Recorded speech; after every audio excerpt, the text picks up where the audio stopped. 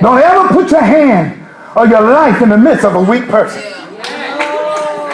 Because you'll get more bruises and bumps along the way. Because they keep letting you, and you keep bumping. And you might say, I might as well get up and walk if they're going to drop me these many times. But you need somebody that's going to be strong. And the Bible said the fool picked up the one. And one said they didn't know how they were going to get to where he was. But they knew he was in the house. They decided that I can't wait till he comes. I can't wait till he come to me. Because right now I'm in a desperate need. So you got to learn that they picked him up. And they carried him. I don't know what kind of terrain they went over. I don't know how many mountains they went over. But they decided that we got to get him in the face of God. And you got to have somebody that want to take you in the face of God. You got to lay him down right there. I know y'all getting tired. Don't get up.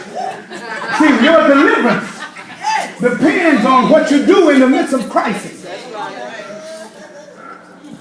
If the enemy can get you to scatter, have you ever noticed that when they teach you how to overcome a terrorist attack, they said everybody get in one place? Because if you get by yourself, you become more scared. And you feel like you're alone. And they said get in one place. And he said when y'all are there, prepare, make a plan to attack what's trying to attack you. Touch somebody and tell them, don't just let what attacking you attack you. But make plans to attack what's attacking you. God, the Bible said that when he left, he took captivity captive. Now, when I looked at him being paralyzed, it was a state that the enemy wanted him so he couldn't move forward.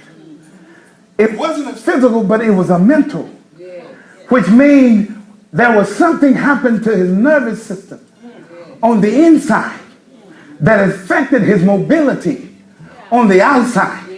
The enemy said, if I can paralyze your mind from the inside, it's going to affect you from the outside. It means it's going to show. But if you can convince yourself, and there are going to be times when you get where it looks like it's just you. That's why you got to connect with folks that want something better than just for them. And the Bible said, and they picked him up and they carried him. Stand over there. Watch this.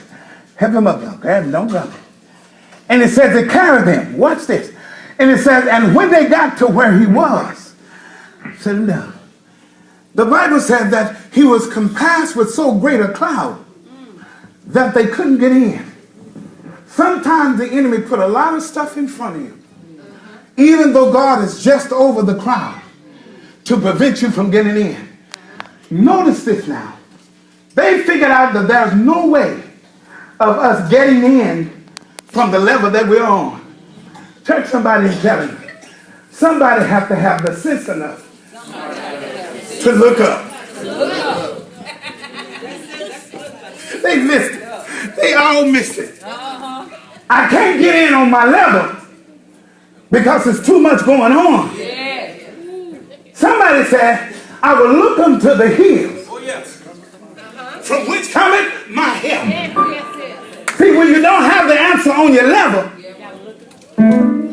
you got to have someone by which when you can't look up, they're going to look up for you. You got to have somebody that's carrying you, that understand that you got to seize the moment. Jacob wrestled with God. Why? Because he seized the moment. You got to understand that there was going to time you got to grab God and not let him go. Even when it's shaking, you got to hold on and tell him, I refuse to let. He said, daybreak is coming. But he said, I'm not going to release it until you bless me. You got to learn how to grab him and say, I'm not going to let you go until you bless me. Tell somebody, somebody's name needs to be changed. You try